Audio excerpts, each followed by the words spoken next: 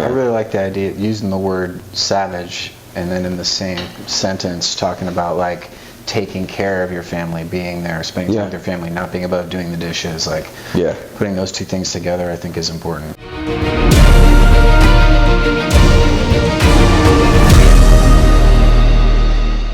Welcome to the Savage Servant Podcast. My name is Nick. My name is Jason. Today we have on Wayne Cottle.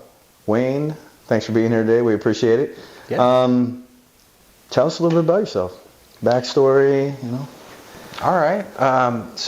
My name is Wayne Cottle. Right now I'm a licensed clinical social worker. So I'm a therapist. I work in the emergency department. And then I've started my own private practice where I do telehealth sessions, and then I'm also building out a mobile component, so I'm building out a practice inside of a Mercedes Sprinter van. Nice. Yeah, so that's kind of like where I'm at in my career right now. Mm-hmm. But you said go back into the whole story, huh? Yeah. What brought you to where you are, my friend? We're going to get into this. Unpack this a little bit. Yeah. We just wanted to do like what are you doing now, right? So people know who you are, and then because we know a little bit about what you're doing now, but we don't know a ton about your backstory. So that's really what we want to get into, because we want to hear how you came to this. Because I know that a big part of what we're doing here is how we got here and how we struggled to get here. And I know that you, just based on some interactions that we've had, like I know you have a really thick backstory and like kind of the way things have gone for you. So we just want to hear a little bit about that, how you've come through it and gotten to this point of helping people the way that you help them. Perfect. So I'm a therapist now, right? And I'm a social worker also, and I'm really, really passionate about that. I think you kind of get that from me. In the way that I do my job. And starting this side hustle, doing therapy is about being able to see and help as many people as I possibly can. That's really like what drives me now. Like that's what fills my cup. I think my dad taught me when I was really young that if you get it, if you do something that you love, you never work a day in your life, right? And that makes sense to me. But I always think about it like, okay, I love to ride motorcycles. So if I was getting paid for that, that'd be awesome, right? Yeah. But there's another way to like fill your soul and I think like have a great career and a great life, and that's by doing something that's of service to other people. Mm-hmm. And when you do that, you get filled up in a different way, right? So it's not like riding motorcycles for me, but it's not like work either, if that makes sense. Mm-hmm. You get more because you're giving more. Yeah. So I'm a social worker and a therapist, but how did I get to that? Yeah. That was not the plan when I was a kid. Like when I was a kid, I wanted to be a race car driver. Oh, yeah. So I grew up, I'm a gearhead. Like I think you know that about me too. And I grew up just around that atmosphere. My dad built hot rods and owned a construction company, and I was around big trucks and tractors when I was a little guy. And he started my brother and I racing these little cars called quarter midgets, and we drove these little go-karts basically like all around the country. And I got to race in championships and do like really cool stuff and travel with my family. And I spent a lot of time with my dad and my mom and my brother and my cousin, and we all did this together. I had a great life, man, like no issues in my childhood. We grew up on a big piece of property just east of here. I still live on that property. My family gave me some land, and I built my house there. But also when I was growing up, my mom passed away of cancer when I was 15 years old. Okay. 16 years old when she actually passed. She was sick for a long time. She had pancreatic cancer. And that's pretty brutal for a guy that's like, although I had a really good life, I was also kind of immature, a little bit of a mama's boy. And after my mom passed, my dad was left to run his business and try to take care of us kids. And because I was pretty high functioning for a kid, I was sort of left to my own devices because my dad trusted me to be able to just take care of myself. I got good grades. I never got in trouble, right? Well, I was also like growing up into, being a man and whatever. And this is where I started to take my left turn, right? You guys talked a little bit about like places in life where you forks in the road, right? Yeah. Where you can either go the right way or maybe go the different way. Well, 15 is a big turning point where you can make a lot of decisions too. Yeah. And I made it through high school fine. I was still like doing pretty well. I was racing cars. I was really passionate about that. It kept me kind of straight, right?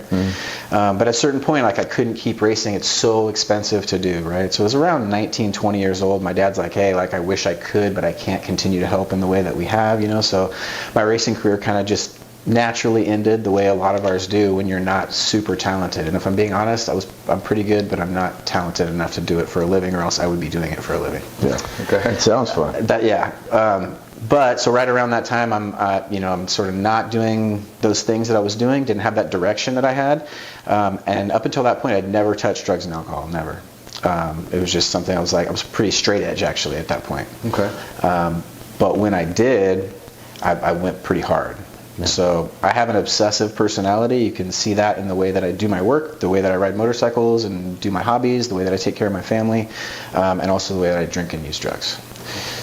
So at first, it was kind of starts off, I think, like a lot of people, it starts off for, and it just like made me social, and I got to meet a lot of people, and I was talking to girls for the first time, and they seemed to think I was cool, and that went like that for a while, and I made it through college, and that was okay. I got my undergrad with like minor hiccups, and it was after that things started to sort of escalate. So I got my degree in criminal justice. Actually, I was going to be like a lawyer, I thought. Okay. I was kind of going that direction. It's kind of random with everything else too. Yeah, yeah.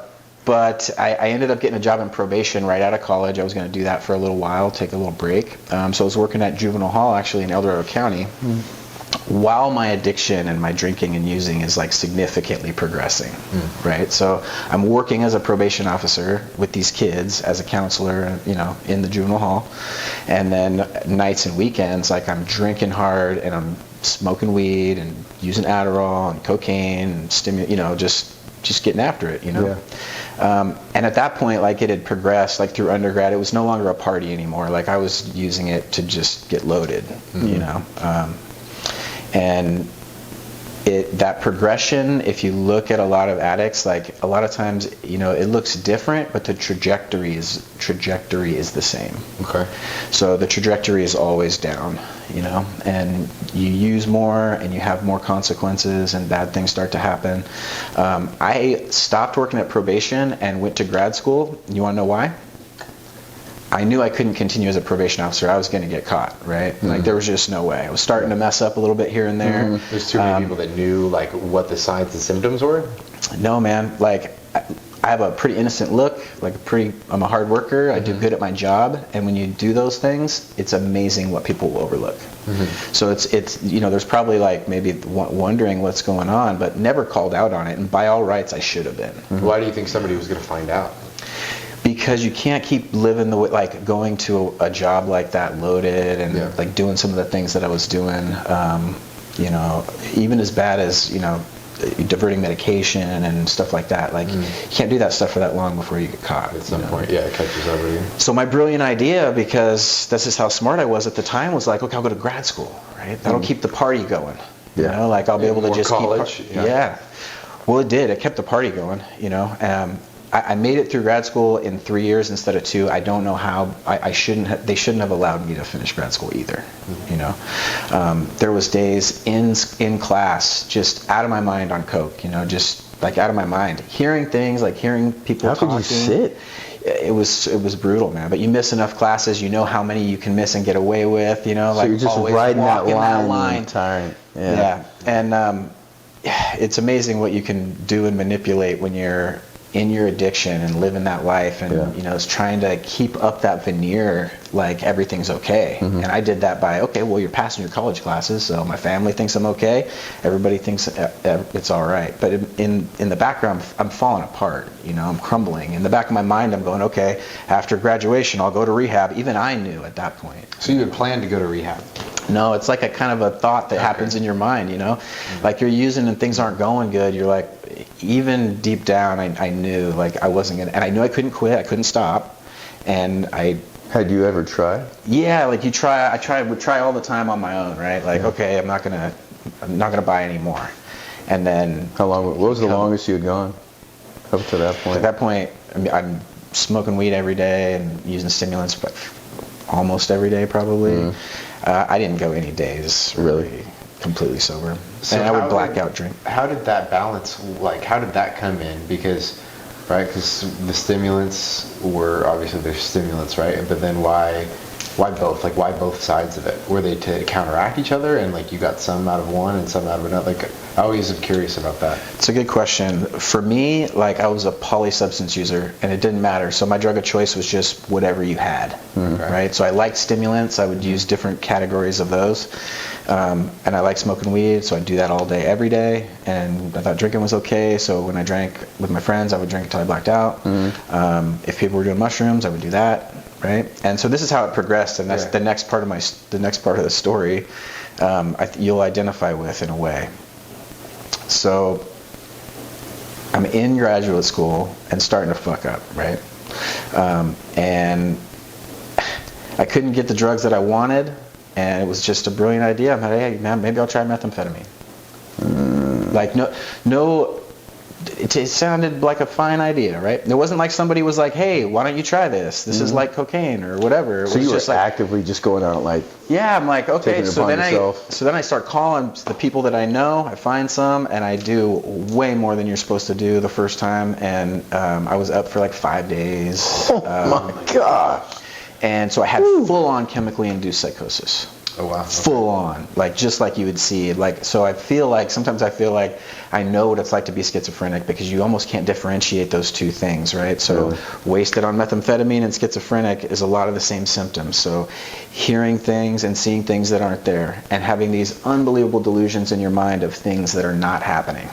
Right? So my delusion was, after this 5 days of being awake, no sleep, you're not eating, you're not really drinking enough water, it was that my family knew what I was doing. They had cameras on me. They were in the recessed lights like that. And they were going to send me to rehab on that show, Intervention. And I believe there was a camera truck down on our property that was watching us. I swear to God, I could hear the conversations happening. So this was the first time that my family had any idea that I used any kind of drugs ever. And it happened when I came out. I lived in an apartment at the time that was inside of my dad's workshop, which is on our property. So I come out of the thing, and my dad's like, dude, what's going on? Because I've been in the apartment for days. I'm acting weird, you know, like all. He's like, what's going on? I'm like, Dad, I got a drug problem. I just came clean right there. It was like on the balcony, you know. Yeah. And him and my stepmom, they all kind of surrounded me with love and care, and they like got me that first few days of clean time, you know. Like, it was a bit of surrender for me, right? Because I just knew that's a scary situation, right? When you start having that kind of stuff going on. So it was like over the course of the next couple of days that they were like trying to watch out for me, get me into a detox facility. During that couple of days, I jumped out the bathroom window naked. They almost had to handcuff me to chairs. I'm like listening to the conversations that aren't happening, that I think are coming out of the vents in the floor. Oh wow. Right? So that's scary. So you're completely just detoxing from everything all at once. Yeah. So I went to rehab and got introduced to recovery for the first time, right? This is 2009, right? I'm in the middle of grad school. And so I got clean then. And it was weird, you mentioned detoxing. At the end, at my 30-day mark, my whole face broke out in boils. Boils that I can't even explain to you. The doctors couldn't explain. Not acne. I'm talking boils. I looked like that guy from that Cher movie. Remember the kid? Mask. Mask. Yeah. Just like that. No exaggeration. No, yeah. Yeah. So, but shut up. But it's amazing what your body does, right? So I'd been putting all that stuff in my system, and then once you just clean it out for a little bit, it started coming out, right? Wow. So I stayed clean that time for 9 months. I finished graduate school. Like, they somehow let me back in, and I wrote my thesis and finished my classes and whatever. And you know, it was good. And then I decided, like a lot of addicts do, like, I'm gonna, I think I can drink for a little while. I think I can smoke weed a little bit. I think it's fine. Look how well I've been doing all this recovery stuff. And so I did start doing that, experimenting and or trying to use successfully is a better way to put it. Did you feel like that was like a reward system for you at that point? Like, the way you'd say, like, I've done so well for so long, I got this under control, I'm just going to try a little bit, I deserve this. Yeah, that's definitely one of the thoughts. Yeah. I think some people drink and use like when they're feeling good, right? Like to reward themselves. Some people drink and use when they're feeling bad to cope with their bad feeling emotions. Yeah. And I think some of us do all of that. Yeah. So for me, my brain chemistry just likes to be loaded. That's where I would prefer to be. So for whatever reason that I can do that, like that's where what I would try to do. You just feel better either way as long as you had something in your system. Yeah. So what you learn in recovery is there's a lot of just internal stuff, right? That like work that you have to do, and there was some way that I never felt a part of, right? So even high school and groups of people, even you think you're, by outside looking in, it looks like you're fitting in, but you just internally don't feel like you fit in, you know. And it's, but when you drink or use, you get that little click. Sometimes you'll hear an addict talk about where it's like, oh, now I feel okay. Like now I feel like what I feel like other people feel like. And so it makes it kind of hard to combat that, you know. But back to the story, so I start drinking and using a little bit. I finish grad school, that's all good. I get my first job, like in, you know, in the field, and it sort of escalated again. I decided at some point, like I got back into, found stimulants again, and you know, it wasn't long this time, but that escalation happened pretty quickly. By this point, I had my ex and I had my daughter. So my daughter's real little. This is the part of the story I don't tell a lot of people. Like I'll tell it in like a 12-step meeting when I'm sharing, and I think this is a good forum to tell it, but I don't tell a lot of people because it's kind of the dirt, right? But we all have. Yeah, we all have a lot of dirt, man. I think this podcast sort of speaks to some of that, you know. So there was a point where I started using, I was on using meth again. I'd used it a half a dozen times. I only used that substance maybe 12 times in my whole life, but every time I did, something bad happened. And this time was pretty bad, something I'll never forget. So like I'm in the bathroom. My girl's taking care of my daughters like normal, whatever. Well, I'm in the bathroom for like 2 hours. She figures something's going on, and I've been chronically relapsing a little bit, trying to get back into recovery, relapsing, because I knew from my kid and my family, I knew the right thing inside, you know. So I'm trying, but I couldn't get it yet, and so I'm using in the bathroom. Finally, like I come out, I'm denying it and this and that. She knows what's going on. So I'm like sleeping on the couch. She goes in the bathroom, finds where I hid the stuff, right? So there's a whole bag, I just bought it. This whole bag. And she's holding the bag, right? And my daughter's crying. She's a year and a half maybe at this point, maybe a year, she's little. And so she picks her up, she's crying. She's holding the bag, she's, you know, saying whatever she's saying. I don't remember exactly. And I'm begging her not to flush the shit down the toilet. And it was at that point, like at a certain point, you kind of break inside, right? And that was the time. So there was a little more kind of back and forth, like because when you're in that headspace, like if you're spun out on drugs, you know, you're not thinking clearly. Not thinking about it like I'm thinking now all the time. I've had to sort of process it. You're not writing a pros and cons list, right? You're like only thinking about the things that make you feel better, right, at that point? Yeah. You should, it's a weird feeling of you're just trying to survive and keep going. But I mean, thank God, like that really, that was ultimately the rock bottom, right? I didn't have to keep digging past that. And so yeah, a little more like him and Han, but got you know, back into like I went to rehab for 60 days plus like a bunch of outpatient after that. There was a lot to it because I was also an intern at that point, so I wasn't licensed to be a therapist, but I had an intern number and I was accumulating the 3,200 hours you have to get after grad school before you can take the state exams. So I'm, you know, registered with the state of California. Well, there was a possession arrest that occurred around that time for a very small amount of drugs, but regardless, it was a felony, and had to be reported to the board. So like the first part of my career where I'm still trying to accumulate my hours, I was on probation with the Board of Behavioral Sciences for unprofessional personal conduct, right? For like drug possession.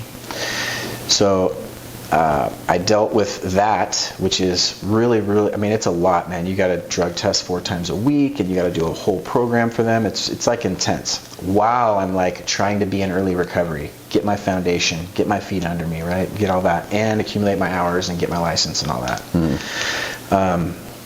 Because I was clean, all that stuff ended up happening, right? So like a lot of times they say in recovery, anything, you have to be willing to lose anything that you put in front of your recovery. So at that point, I kept my recovery first. I did all my meetings, right? I stayed clean one day at a time. I had a sponsor. I worked the steps. I had a service commitment. I just did all the stuff. And so a lot of times when you do all the right things, things will fall into place, and they did. You know, it was a lot of work, but I got past that probation. I got my license. My license has never been on probation. My daughter never had to see me loaded after that. Right? And she doesn't have any memory of it. And you know, she got to see her dad like be the guy who got his stuff together. Right? You know, I got my recovery together, and then everything else kind of fell into place. And then, you know, when you're in your early recovery, a lot of times you're figuring out how to live your life again, right? And I did. I learned a lot of that stuff, real basic stuff that you should have learned as a man, right? But when you start using, a lot of times you stop maturing at that point. And I believe that was the case for me. I believe I stopped kind of maturing at a little bit at age 18, 19. Okay. And I got my financial life together after that. I really learned how to be a dad. And it is my number one part of my identity now. I'm very involved in my daughter's life. She's a competitive gymnast. That's a lot of time, effort, and money. And she goes to CrossFit with me, and she has learned to ride a dirt bike. She's getting really good. That's so cool. So we go and ride dirt bikes together. How old is go she to the now? races. She's 11, just turned 11. Oh, wow. Yeah. And we're just constantly doing stuff. You know, we love to go to the roller skating rink and raging waters, and it's just constant, right? And you know, that relationship with her mom didn't ultimately work out, but I got remarried to my wife now, who's amazing, and she has a daughter also who's 6 years old, and so now I get to work to try and be a really good stepdad to her also. And then I get to learn how to be a good partner, right? Like, I haven't been at times, you know. That's one of the bigger things I've had to learn in recovery is like, okay, you know, now you got your stuff together, now you're paying your bills, and you know, you got your life going. But now, how do you like take care of your girl? You know, and what does that really mean? You know, because you spend so much time trying to just get yourself right and get everything set back up. That's an interesting thought. I've never heard that you stop maturing at the age that you do that, but that makes a lot of sense, right? Because if you're only focused on that, it's not like you're doing self-development or trying to learn new skills. Pleasure seeking, yeah. There's something selfish about addiction also, right? There's just something self-serving, and a lot of times when we get into addiction, you do a lot of selfish stuff, right? The readings say that we use in spite of our friends, loved ones, jobs, you know, all this stuff that we potentially have going for us, and you use anyway.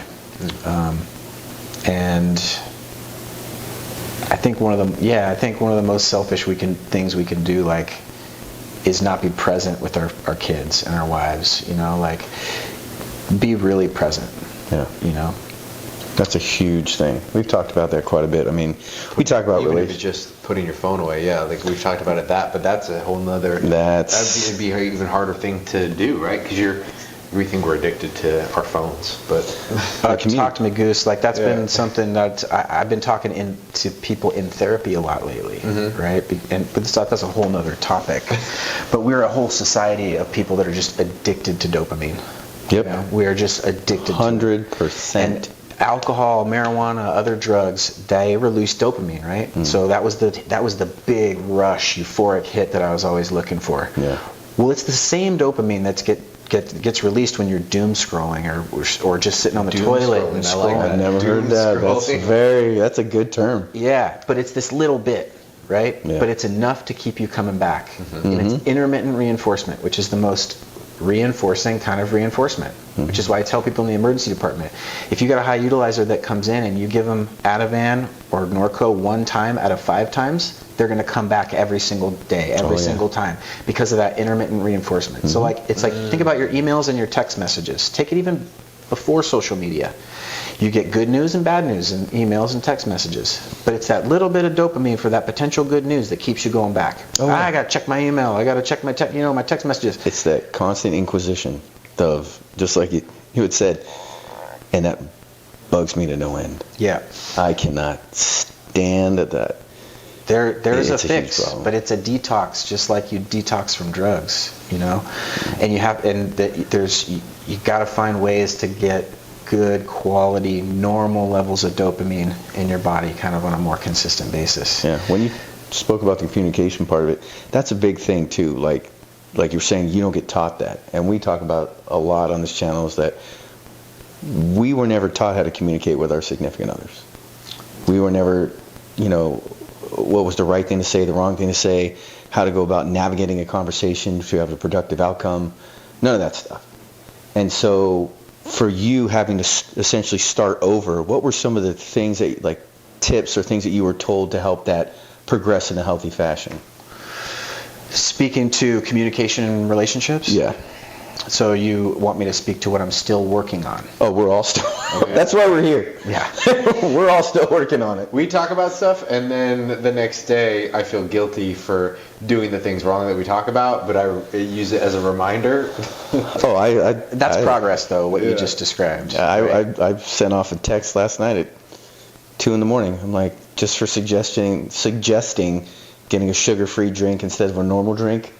And I was like going down this rabbit hole of just guilt. I'm like, gosh, she's going to think like I was saying something about her weight. And it had nothing to do with that. I was just totally overthinking because I was like, I don't want to not communicate this well. And then... So, my dad is amazing. I'm like, my dad and I are like best friends. That's awesome. I have a tattoo on my forearm that says my father's son, and it's very, very true. That's cool. In good ways and bad. Right. So my dad is like, he was such a good provider, right? He did so much for our family, and he took care of my mom, and now his partner now after my mom passed. But my dad and I never said, I love you. Never. We never hugged. Nothing like that. I said I love you to my dad when I was like 35 years old, and it was weird. It was awkward. I can imagine if you never do that. Well, he's like, am I dying? Talking to somebody else? Is there somebody else here? So I had gone to school to become a social worker and a therapist, right? So now I'm all emotionally intelligent. And I try to bring that home, and it was, for a while, it was weird, but now we'll say, I love you, That's awesome. But I was never shown how to communicate with my partner. And the things that I was shown were not healthy, right? Yeah. So my dad is it's just more, he's more traditional, right? Like he owned a construction company, he worked 1 million hours, right? Yeah. And like my mom took care of the house, and that's kind of the way that he preferred it. Now, he wouldn't say that outwardly, right? But that was just how he was raised and how he did it. Now, my mom went back to school and became a nurse, which is why I love nurses and respect nurses so much. Nice. I think that was really cool. But in terms of like the way they communicated, I heard them fight, right? I heard like that before they went to counseling and were about to get a divorce, like I heard that stuff. And the way that my dad talked with a sort of some like passive aggressiveness, and I picked up those traits, and in my relationships, in my early relationships, and even now, I'll catch myself like being my father's son sometimes, like when I shouldn't. The things that I've learned in therapy, I would say, and I learned in recovery from sponsors and from doing step work and just doing all that kind of stuff. Yeah. And it is to communicate. It's to avoid, so direct communication, I have to avoid like just getting quiet, right? So just withdrawing into myself and then having resentment, and having that resentment take the form of passive aggressiveness.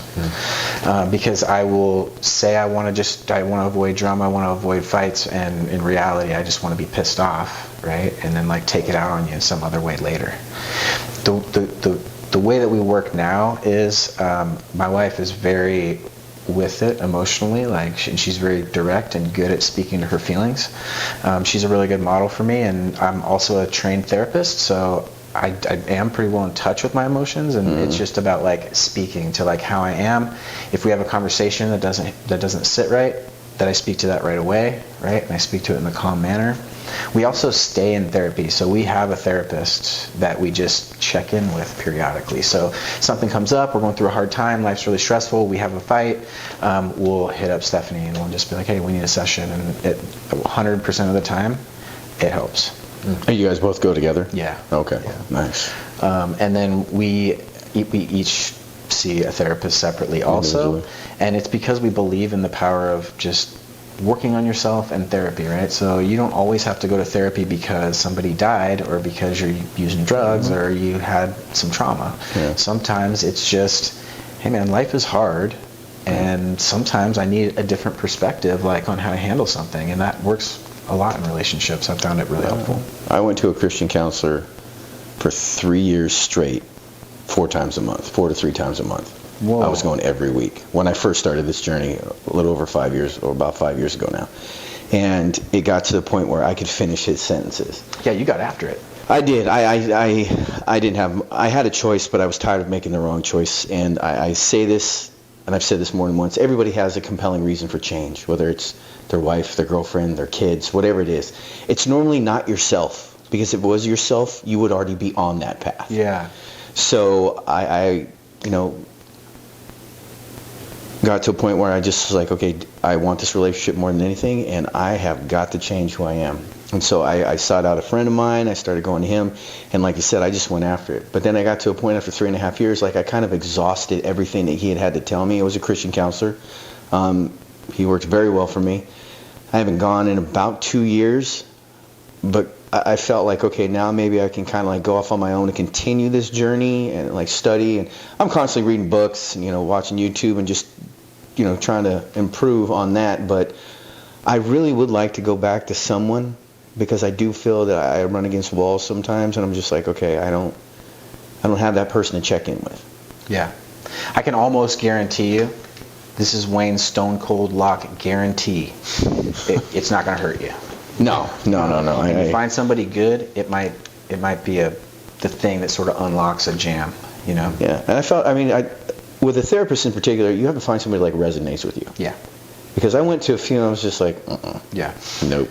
Yep. Nope. That's probably the biggest part of it. There's a lot of people that do good therapy work, but if you just got to find the person that you connect with, so that you can get super, super real, and that you'll trust them enough to listen to their insights, right? So like, I don't give advice in therapy, but I'm going to point out maybe a different way to look at something. Yeah. And if you're willing to be like, oh dang man, maybe that is legit, then you're on the right track. I have a handful of people that I worked through a course of therapy, which with me is 10 to 15 sessions. I do cognitive behavioral therapy. It's evidence-based. And really, that's all the time you need to work through a handful of life issues and for me to teach you everything that therapy model has to teach. And the idea is that you're then able to use those techniques to do your own therapy on yourself going forward. But I like to tell people one great thing to do is to just keep my number. And if something comes up or you're struggling or something's particularly challenging, just hit me up and we'll have a refresher session. And if you need a couple, we can do that. I like to think I have a good support group of people, right? I have a good Harley mechanic for when I can't figure something out, which does happen. I got a good barber, I got a good painter, and I got a good therapist. Those are very important things. I rode for quite a few years, had a number of bikes, and having a good mechanic was clutch. Yeah. Especially when you don't really know what the problem is. Yeah. What do you look for in a good therapist? Like if somebody's trying to go and find somebody that they can relate to and talk to, like what do you think would be a good course of action for somebody to, or maybe check a few things off? Yeah. Therapy, it's the whole career, the whole field is changing. So it's really gravitating a lot more towards telehealth.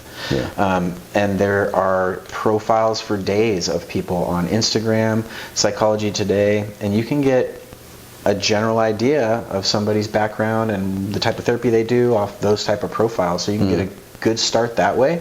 Another way is word of mouth, which is really good. So if you know somebody and they're like, hey man, this therapist I have is crushing it with me, like we're making huge progress, you want that person's phone number because that's probably somebody that's good. Oh yeah, Nick, me and my wife ended up going to the counselor that he had seen. We had ended up going to him. Yeah. So. Yeah, it was good. Yeah, therapists like every other profession, right? There's good ones and there's bad ones, and so it's kind of on you to find the right fit. The other thing I tell people is go to a first session and don't feel like you're getting married to this person. If it doesn't work out, we're professionals. We're actually trained to like be okay with that. You know, like if somebody tells me that, dude, you're kind of a tool. Like I don't feel like this is going to work out. I swear my feelings are not hurt. Like there's so much work out there for all of us right now. Like it's okay. Like there'll be somebody else. I'll be able to help somebody else. And I want them to get the help that they need, and it might be from somebody else. And sometimes that's a male-female thing, and sometimes it's like we're not into the same stuff, it depends, a lot of different reasons. I do like show more of my personality now than like therapists would have in the past, so I show my tattoos, I share that I ride motorcycles, like my Instagram page is the main way that I will advertise going forward, and that, just naturally, that way you see more of like what a therapist is. Whereas before, think about a therapist in an office. You don't know anything about that person really, And that's kind of the way that the practice or the profession was handled. Well, now things are a little bit different. The walls are broken down a little bit, so you can actually see a little bit more and make a connection before you even meet somebody in a different way than you I think that's weird, much better. Well, yeah, and I just can't imagine if somebody seemed more shut off. It's counterintuitive to trust in them. So why do you think that they did that? That's super weird to me.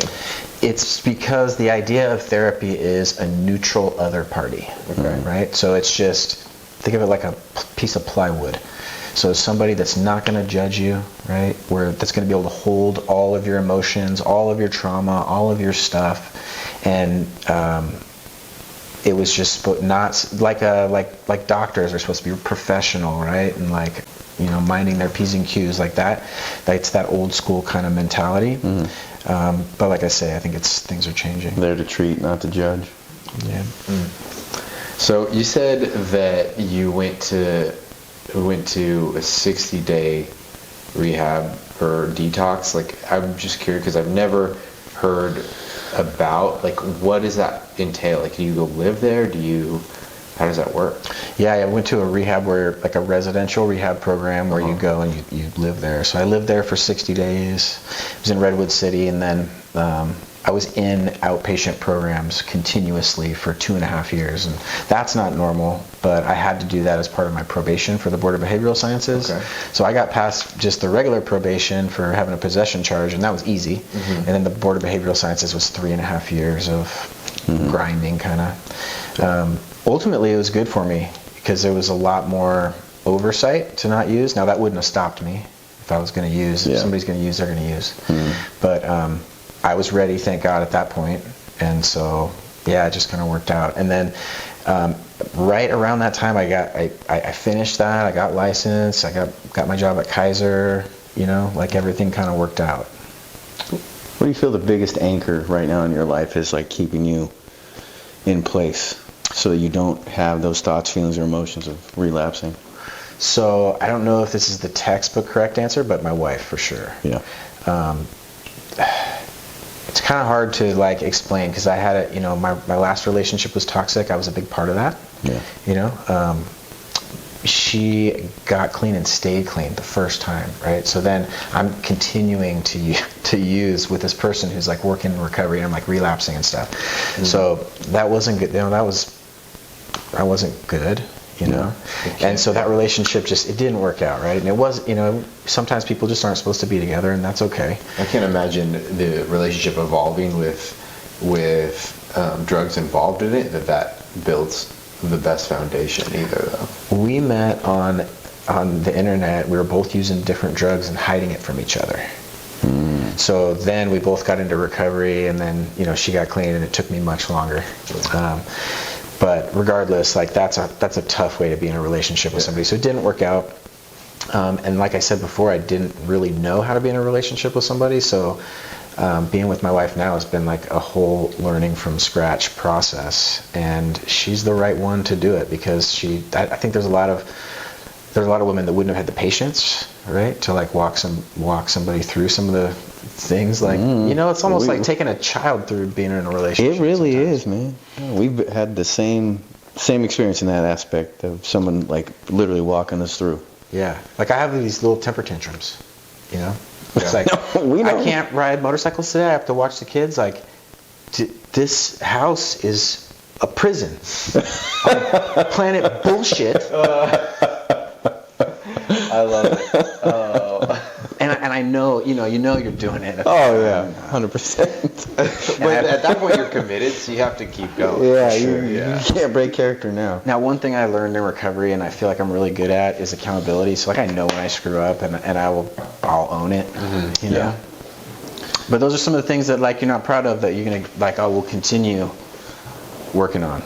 No, I mean, we're all work in progress, and like I said, that's why we developed this channel.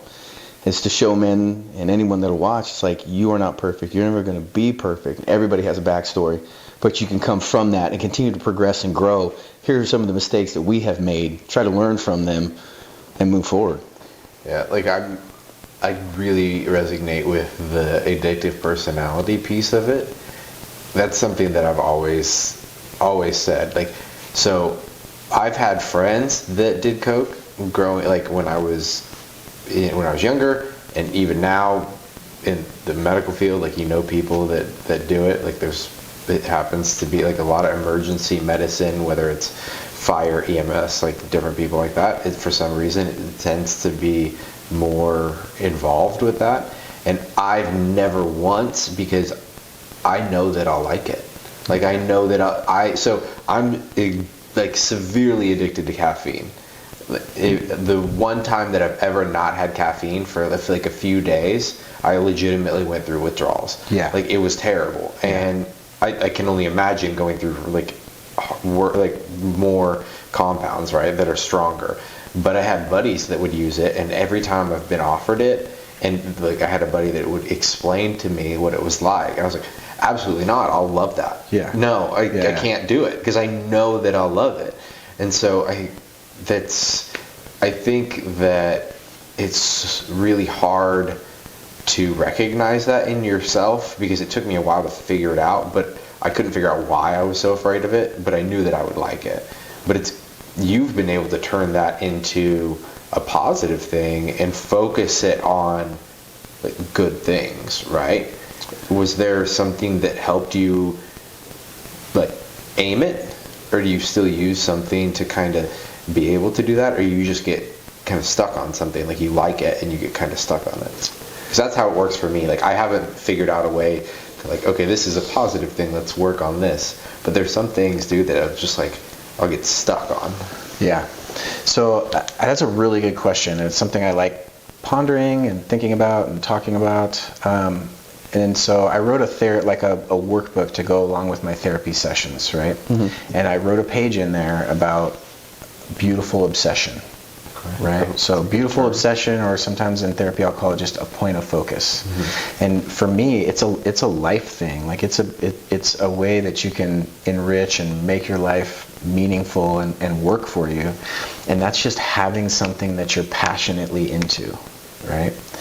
So for me, I know it's easier for me because I have that addictive personality. And the way that it works is I'm like a butterfly flying around, and something captures my attention and it releases some dopamine, and that's enough to get me going down the rabbit hole, mm-hmm. right? And then I'm looking into it, researching it, figuring it out, and figuring out how I can do it. And now, just because of the way my life is set up, it's all positive stuff, right? So like it's exercise, and it's motorcycles, and it's my kids' gymnastics, and all that kind of stuff. I think because there's just a lot of positive in my life and positive there's nothing really negative that I've gotten drawn to lately. So I guess I just naturally point. Maybe it's not that I need to point that obsession in the right direction, but it's that I need to just stay dedicated and disciplined. So like when I pick something, pick it and stick with it, right? Instead mm-hmm. of like doing it for a year and then moving on to something else. Yeah. It becomes a thing of that, like idle hands are the devil's playground kind of a thing. You have a ton of energy, and if you don't give yourself a place to point that energy, it's going to find someplace. Check this out. You'll find a lot of addicts doing like a lot of high-level activities, right? So you see like a lot of addicts. So in my area, like racing cars, racing motorcycles, like doing big things, playing sports, being very active in business, starting businesses, like doing that kind of stuff. And it's because of that obsessive kind of mind, right? Mm-hmm. In order to get really good at something, be really successful at business, you've got to be a little bit obsessed. Mm-hmm. And you just kind of naturally have that. I think you can cultivate it too, which is why I teach it in therapy, right? Mm-hmm. And the way that, so if I have somebody that just isn't having a hard time finding that thing, right? In the book, there's just a list of different activities, right? It's like, it doesn't matter what it is. Like get into comic books, get into yo-yos, get into drawing, get into exercise, kayaking. Like I forget all the stuff that I have on the list, but mm-hmm. there's so much amazing things that you could do and research and get excited about in this world. And if you have that, it's hard to be depressed, anxious, and stressed. Mm-hmm. So when I'm really into something, right, like there's a race coming up and I'm like training for it, it's all I can think about, getting the bike ready, all that stuff. I'm not stressed, I'm not depressed or anxious or, too stressed. The volume in life and everything else gets turned down because you have something that's driving you. And so if you can cultivate that, focus that.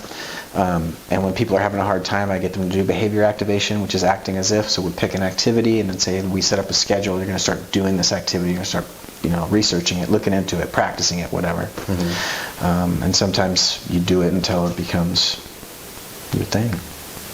That's an interesting thought. So how does that work? You end up just kind of acting as if that is part of your life? Is that what you're going with, or like? Yeah. So if you think about it, like with depression, like getting up and doing something and exercising and eating good foods are probably going to help your depression, right? Intellectually, a lot of us we know that, or we can learn that.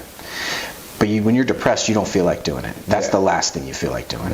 You don't feel like eating good food or getting up and doing something healthy for you. So we teach behavior activation, which is, okay, we're going to figure out how you can just make yourself do those things, because what ultimately happens is you go work out, you get all the good endorphins going on, you get the cortisol released out of your body, you feel good, right? You get the good foods in your body, same good positive things are happening. So you've acted as if, and then all of a sudden you're feeling a little bit better, right? And then it's easier to keep that momentum rolling. Yeah.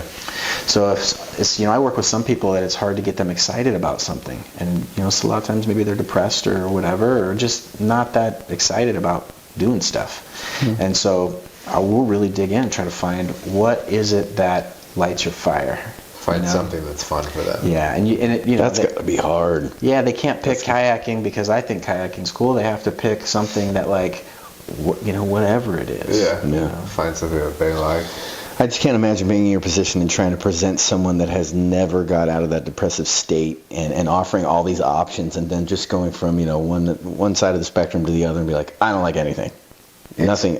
That happens a lot. That would be super frustrating. Yeah, but you just roll with that resistance, right? And you keep going until you figure out something that'll work. And my philosophy for therapy is like, I do this cognitive behavioral therapy, right? We look at the relationship between somebody's thoughts, their feelings, and their behavior. Your behavior is just how you show up in the world, right? So if you really learn how to monitor your thoughts, make sure they're accurate and helpful, and if they're not, how to replace them with accurate, helpful thoughts. That can you can control your emotions, right? You can control how you show up in the world. So that's powerful just in and of itself. But I also spend a lot of time doing very basic things with people, which is trying to get them to eat right, to drink enough water, to get enough vitamin D in their system. 9 out of 10 of us are walking around vitamin D deficient. Vitamin D directly affects your mood. If we take the diet of vitamin D out of your body, you will be depressed. Yeah. So like getting people to just live a basic, healthy lifestyle, because if you're not, you're fighting an uphill battle already, right? So getting people to do some level of exercise, right? And some level of exercise that you get a little bit out of breath, right? And if you're working towards some goal or number, whether that's walking further, losing weight, gaining weight, doesn't matter what it is. If you're doing those things, these are things that we absolutely know are good for your mental health. It's not my opinion.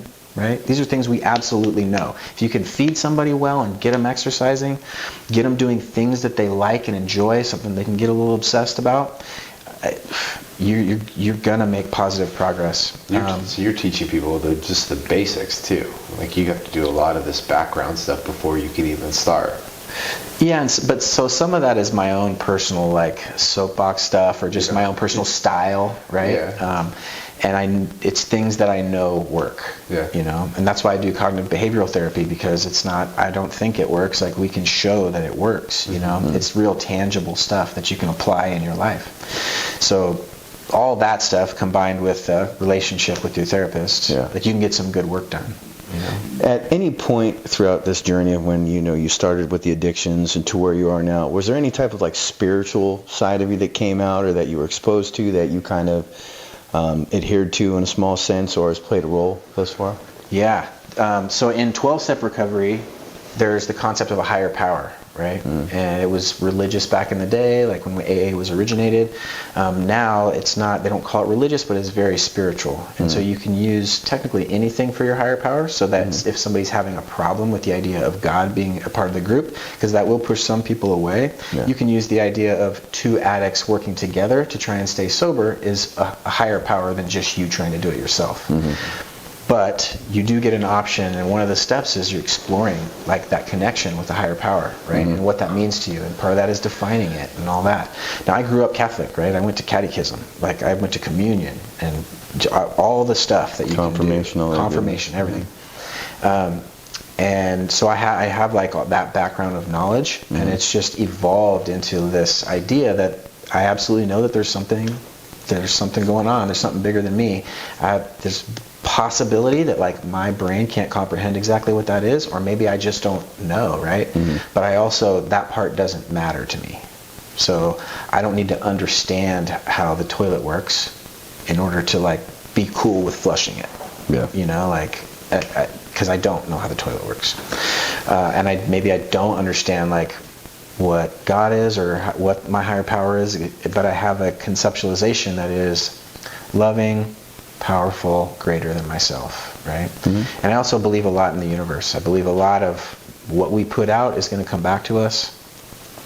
And I believe that like there's some, and that I think that's the gist of it, just that there's stuff going on. Do you ever utilize like in your practice or even with yourself, like just manifestation, like in your mind of like manifesting something as you have to come and, play in your life? That you say, your thoughts are connected to your feelings, and then your actions are just how you show up in the world. Yeah. Do you like something that you delved into at all, or? So I really do. I buy into like all of that stuff. I feel like my first job out of grad school, I manifested like into happening, because the job market sucked. I was like out of work for 6 months. I couldn't get a job, and then I read The Secret and just started learning about that idea of it, right? The high level idea, and I started doing it like consistently. All of a sudden, I get this job, and it was a job that was like good for me. It was a good opportunity. It worked out really well. So then I read more books, like different books, and tried to like learn a little bit more and like figure it out. If I'm being honest, I needed practice it more often, right? But even my wife and I, we talk in terms of, hey, like pay attention to the language that you're using. If we're talking and thinking about negatively and always focused on the possible negative outcomes, that's what's gonna happen. Yeah. Right. Your mental diet. Yeah. Mental diet. What you put in is what you think you are going to become. Right. Yeah. So that's why I like cognitive behavioral therapy for that reason. Like it really is true. We put a bunch of crap in that we're looking at on our social media and whatever. It makes a difference of how we're showing up otherwise. And so many people don't get that. Yeah. They think that they're able to like it has no effect on how they communicate with people, how they think about themselves, or thoughts run around in their head. And it has everything to do with it. That little bit of exposure and those little thoughts that you're being fed, it's a cascading effect. And if you don't keep that like good mental diet of policing your thoughts and like not feeding into them, it really does shape who you are. You want to hear a funny example? Yeah. So here recently, I got like looking at YouTube, and there'll be these videos of police interrogations of these horrible crimes that happened.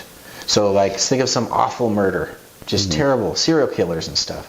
Well, they got the videos of the police interrogation, and they're like breaking it apart and talking about it. Well, I started watching these things all the time, like rabbit hole, like watching this stuff, right? And then it just keeps populating on your feed. It does. What you're watching. They're making that happen. That algorithm. But I was choosing to click on it. Yeah. And so then I started thinking about it, like, man, all this negativity. I was starting to think like, man, I start locking my doors, like, and start watching my daughter more, like thinking about things differently in this really just jaded, like, way. And so I'm like, okay, I wonder, like, it really highlighted for me that, like, bad, negative and I felt just kind of bad, negative, and gross. But now I kept wanting to go back because there's that dopamine, right? Yeah. It's like, oh, you see something salacious or, some details of this horrible crime, right? There's some level of dopamine that gets released. So now it becomes trying to practice. Okay, now I haven't looked at those for 3 days. That's so good. Like that. And then instead of that, I watch a technique video for something that I'm interested in. Yeah. Yeah. That's interesting. That's a good practice, though. I used to watch a lot of the like personal defense, like breakdown videos about like, oh, he had to use his firearm to do this, and I felt the same type of thing. For some reason, it pulled me in every time. And yeah, same thing. I was like, okay, I need to make sure that I do this with our house, fix the security in this way. I didn't recognize that that's what it was, but that's it. That's true. When I watch more of that, I definitely feel more that there's worse in the world. Worse in the world. Good way to put it. And that's the same reason hey, right or wrong, you call me irresponsible, but I don't watch the news anymore and I don't pay attention, because there's so much negativity, and so much of it we know is inaccurate, and I don't care what side anybody's on. I really don't. It's immaterial to me, but there's falsities, right? It's just we're not being told the truth, and so at that point, doesn't matter what side. It's not good information to put in, right? We're talking about input and output. Yeah. And it made me so much happier letting go of that. Getting out of that news cycle is definitely healthy, especially now. That's what I like about Netflix. You don't have to worry about that. There's no news on there. You just pick a show or Hulu, or you have to watch a commercial now and then. But yeah, I don't have social media for that exact reason. I haven't had it. I had it intermittently when, like 2 or 3 years back, I had Instagram, and Becca had access to it, and I was just like, I looked at cars and stuff and whatever. But then even that, you go to use the restroom, and like you said, just that, like, oh my God, it's just mindless. And it got to be an issue in our relationship, and I'm like, it's not even worth it. I'll erase this dumb thing. I don't even care. And now I just watch YouTube, on certain instructional videos, and I started to read a lot more. That's awesome. I've started, honestly, I started a book yesterday called Principles, and it's Alex Hermosi actually suggested it. Okay. And it's just about this guy that came up through the stock market and how he developed his business and his frame of mind. I and have the workbook in my backpack right now. You do? Yeah. I didn't buy the workbook. You make your own. Yeah. It's really interesting. So yeah, I just started that a couple days ago. But yeah, I just want better use of my time. So I don't want to look back when my daughter doesn't want to hang out with me anymore, and think I wish I would have spent less time on my phone, right, and more time looking at her face when she's talking to me. Yeah. And we have this very brief period of time with our children, right? And for me, that's my number one value is that I'm going to make the most out of that time. And so now, I haven't gotten rid of social media, right? But we're establishing rules around electronics in the house. I exclusively just post and ghost. I don't look at stuff. I hardly scroll really anymore. But when you have kids, I have a bunch of people that are on me to post about the kids, and in a way that's kind of an excuse, you can get rid of it and send people pictures, right?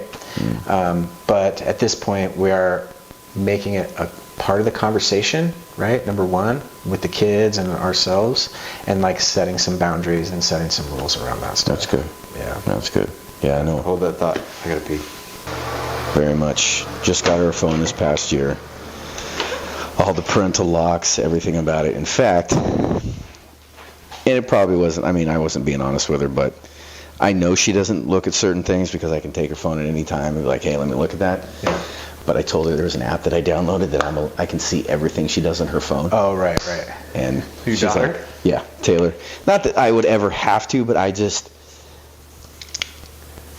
there was a time when she was playing on Roblox, when she was 7 or 8, it's an online game, and it wasn't online where she could go into actually talk to other players or anything. Lo and behold, don't know how, one day, this person, it was a weird name, started just talking to her. You could tell it was an adult. And so I grabbed her iPad, and I start to talk like I'm her. Turns out it was a guy. I had to call Roblox, I had to call local PD, I had to give them all this information, and it turned out to be a predator. No way. Dead serious, out of Ohio. Wow. And he was just online trying to get kids to send him, I guess the history I was told is that he was getting kids to send pictures of them. Not even explicit ones, just of their face or whatever.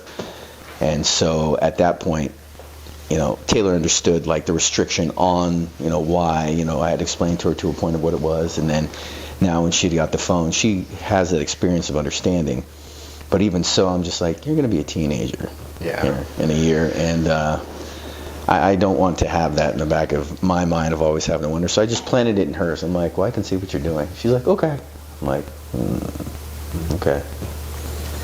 Maybe that's the most been honest things. But. Well, so when my daughter got to the point where we when her friends started getting social media, like all those things started happening, right? She started asking about it. We were really conscious about getting off of it ourselves. Yeah. And that made a big difference. Now, we're back on it now for business and trying to do different things. I've taken a break from it for a little bit just to we're trying to come up with a good system on how to do it. One of the ways that's worked really well for us is just putting the posts together and then using a post scheduler and just having it do that.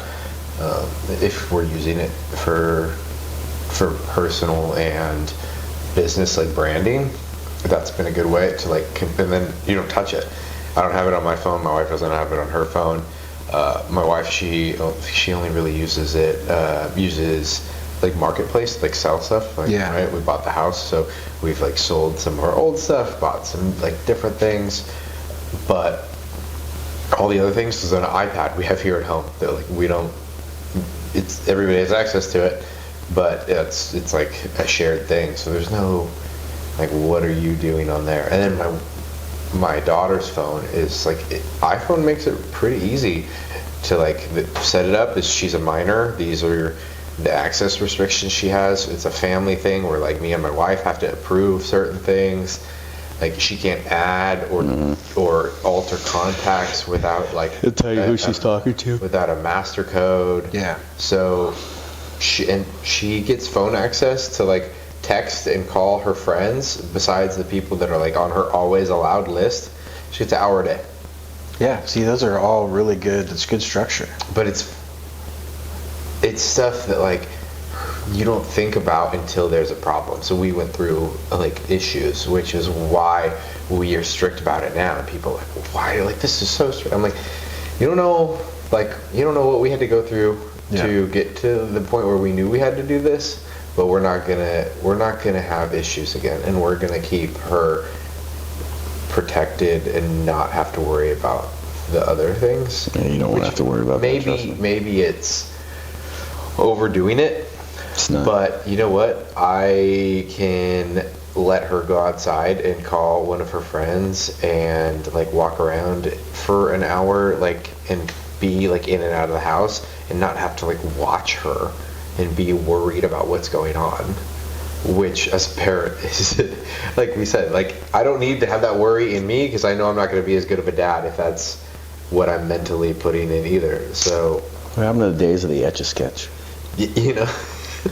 Dude, but the more physical stuff we do together, you were talking about being present, we were talking about the adventure book. Yeah. We got the family version of it. My daughter picked out a thing.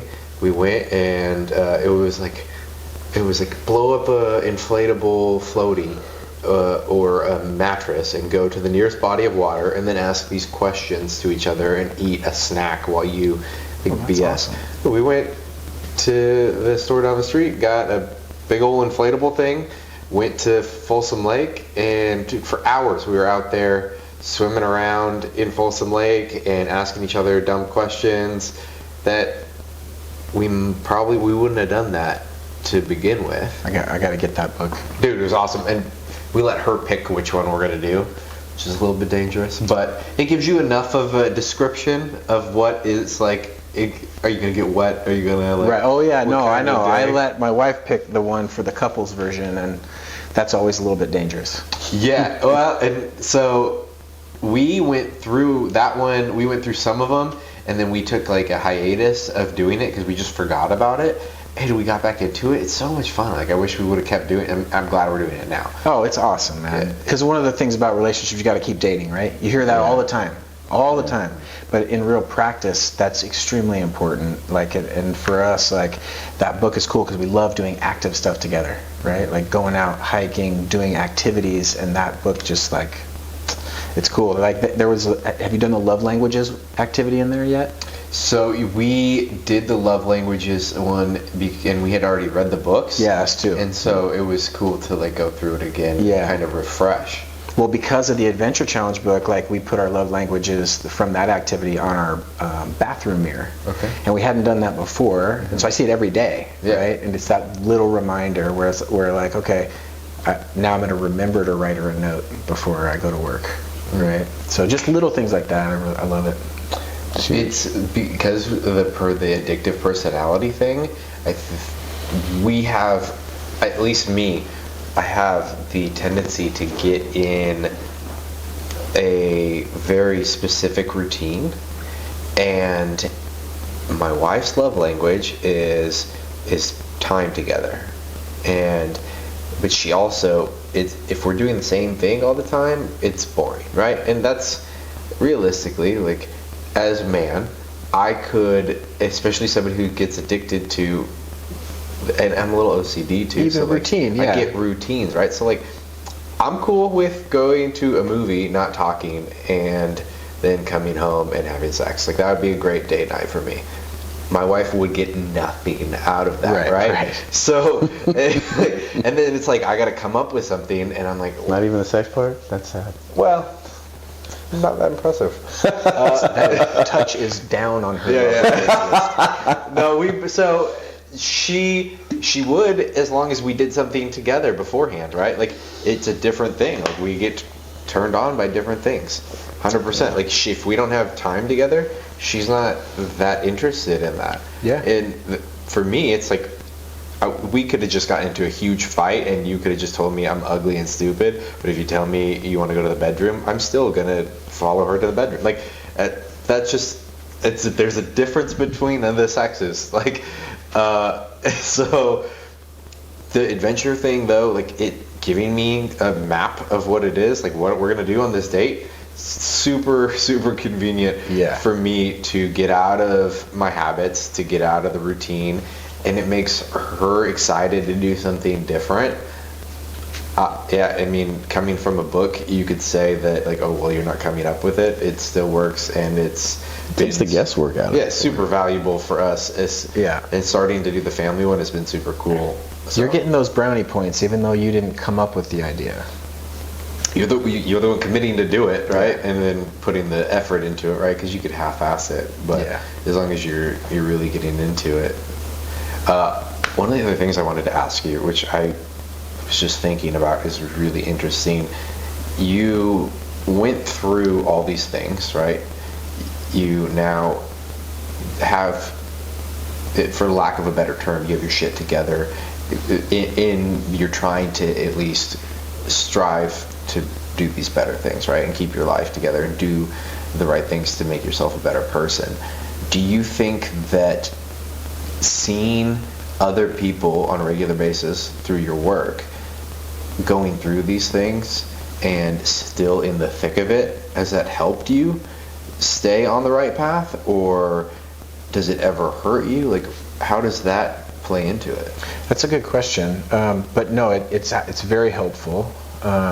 And they talk about this in 12-step recovery, that the newcomer is the most important person in the meeting. And that just means that the person coming in that's brand new, just off of drinking, using, whatever, is the most important person. Now, the reason for that is because they're the one that needs to get clean the most, right? Like, they need it the most. But the second reason is because them showing up and looking like crap and feeling like crap and talking, just that pitiful demoralization, that comes with like rock bottom, in their desperation. voice. Yeah.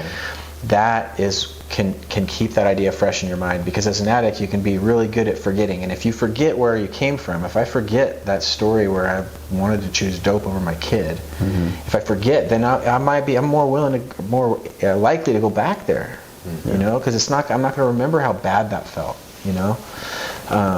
I mean, so you get I remember to see people in full-on breaks where you, yeah, and you hear just the dirt people are doing, and the stuff that they're having to put up with, it all resonates and it all helps me remember, and that part's good for me for sure.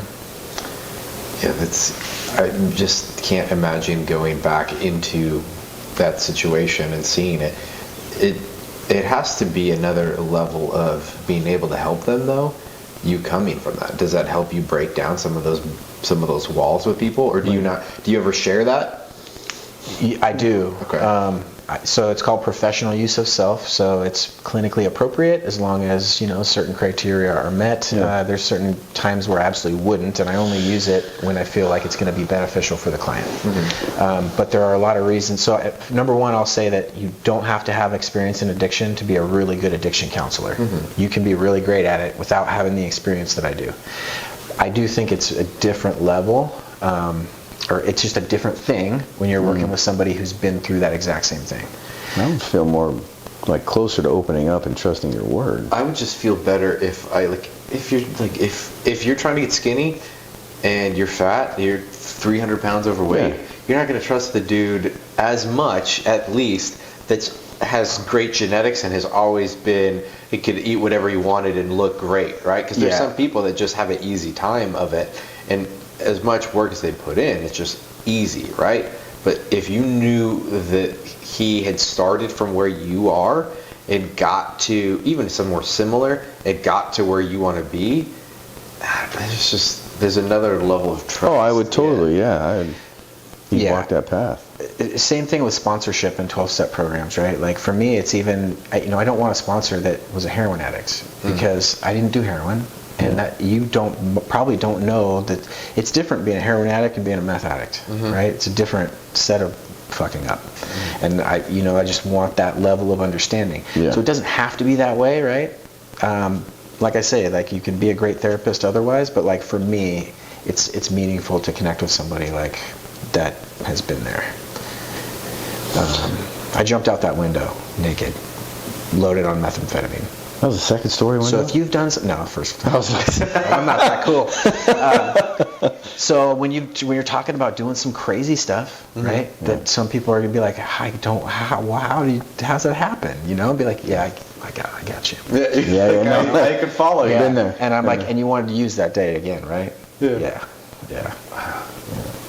So, two-part question. One, what's the best piece of advice, or that's been the best piece of advice that you've been given that you could give to somebody going through addiction right now or recovery to help them on a day-to-day? What's something that just resonates in your mind every day that you think about that helps keep you where you are? That's a tough question because there's so much good advice and information that I've gotten, and I think a lot of it kind of coalesces to like get you clean. Yeah. But I think let's take it a different direction. Maybe what thing would I tell, or I would tell a family member that's struggling with somebody that's going through addiction, right? And I think the biggest thing that I could tell somebody is it has nothing to do with you, and they're not going to stop until they're ready. But they absolutely can stop, and there is hope. So the biggest thing we know about addiction, we call it a family disease, and addicts really, you have to hit your rock bottom, right? And sometimes we can do little things to make your bottom come up to meet you, and those things are like boundaries, right? So we don't just keep being codependent with somebody and giving them money for drugs and letting them live in our house for using drugs. So setting boundaries, right, is a way to help somebody's bottom meet them. Stop bailing people out when they get into trouble. But for the most part, you really got to want it, and you got to want it bad because it's hard to get. So you kind of got to like want it with every cell of your body, and then hopefully, if you get the right support, you keep working, you stay disciplined, you can get clean. It's that hard. So sometimes just knowing that, like, look, you don't have not so much guilt and shame, for a family. You don't have to be so judgmental on yourself because it really is. It's physiological. It's genetic. We know that, right? So a lot of times it's not from parenting. We can overcome a lot of bad parenting. We can overcome a lot of bad things that happened in your past. But there is a genetic component, right? I might be able to give you methamphetamine and you'd be like, this is gross. It just doesn't hit your brain that way. But for whatever reason, my genetics are such that it hits my brain in a way that I like it. So that's something I would tell families. And then maybe for just the general addict, It really is. It's one day at a time. Like if you can just break it down, that's the basic saying, slogan in AA, one day at a time. But it is for a reason, because if you start thinking about I'm going to stay clean all week, all month, all year, that seems overwhelming. But if you say I'm going to stay clean until I go to sleep today, and then tomorrow I'll figure it out, you know. What's one good piece of advice as far as your marriage goes that you would give somebody that is struggling right now? What's one thing that you know helps improve your marriage that you do? Humility. Like I just really have to like be right-sized in my marriage and come from that just place of humility. And for me, I almost think of it like, I almost said like your wife is right all the time. But I don't mean that in the way that like say, oh, you're happy wife, happy life, that type of thing. It's more like, look, I picked her for a reason. Yeah. She's really smart. She has really good ideas. She's very insightful, and I need to be open to listening to her. Yeah. Right. So that's that humility. Like if I can just be right-sized enough to be able to hear the good advice and the good things that she's telling me. Yeah. You know, our wives they are probably the best barometer for us, right? They'll tell you the truth, and they'll tell you when you're screwing up, and they'll tell you the little ways that you can fix it. Now, the times where I've been shut off to that is when I get myself into trouble, right? But when I can just be like, you know what? I'm going to really open my ears, I'm going to open my heart, I'm going to listen to what the intention is behind this, right? Because I don't like hearing that I'm doing something that's wrong, you know? Like I'm a little kid like that. Like I don't want to be told, you know? Plus, I'm really good at taking feedback at work, so by the time I get home, I don't want any more. Yeah. You know?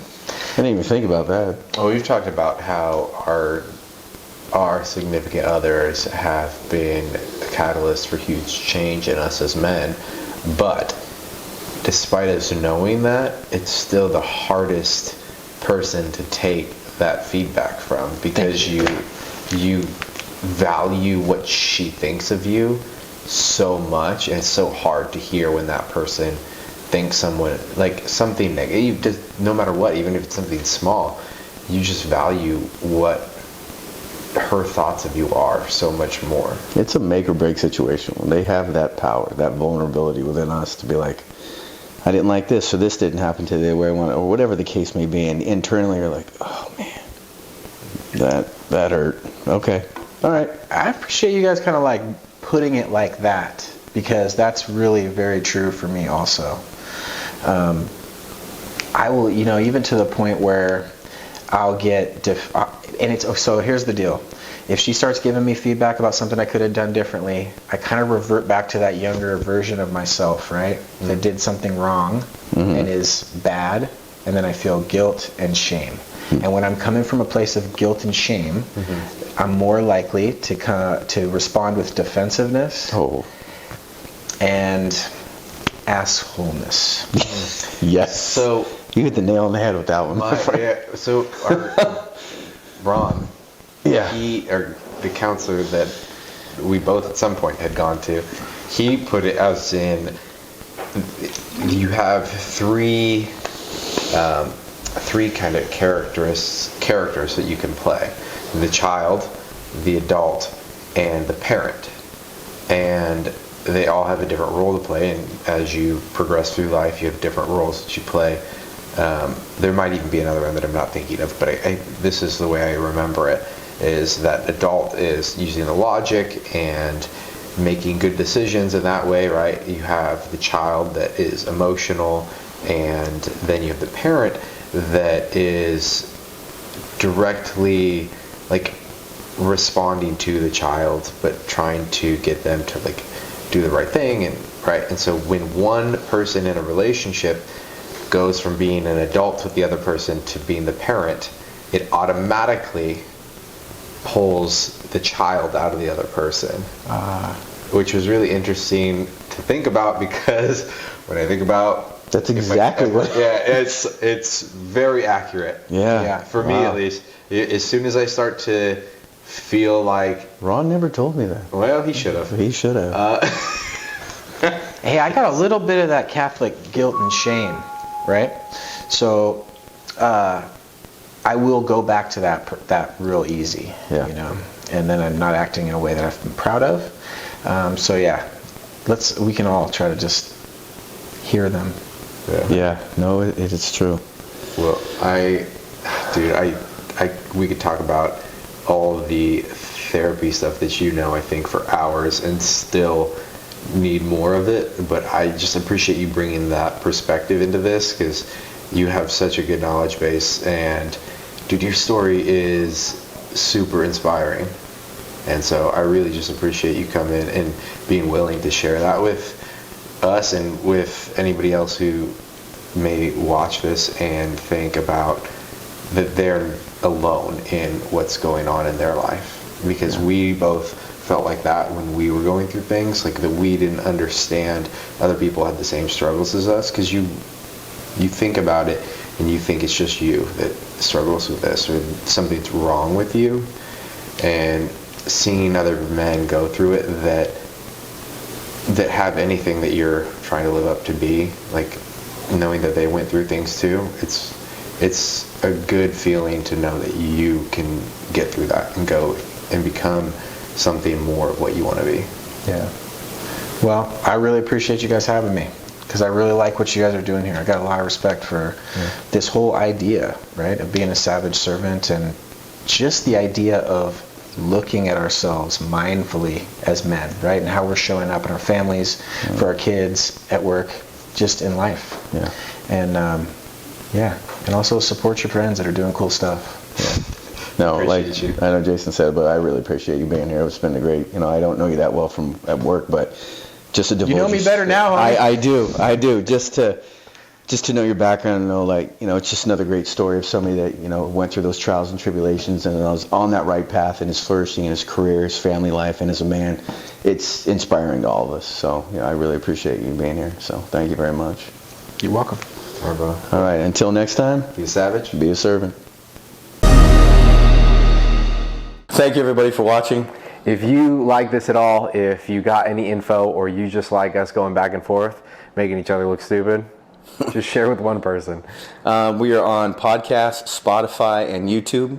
And we will drop episodes every Monday, Wednesday, Friday, 7 a.m. Pacific Standard Time. And until next time, Be a savage. be a servant.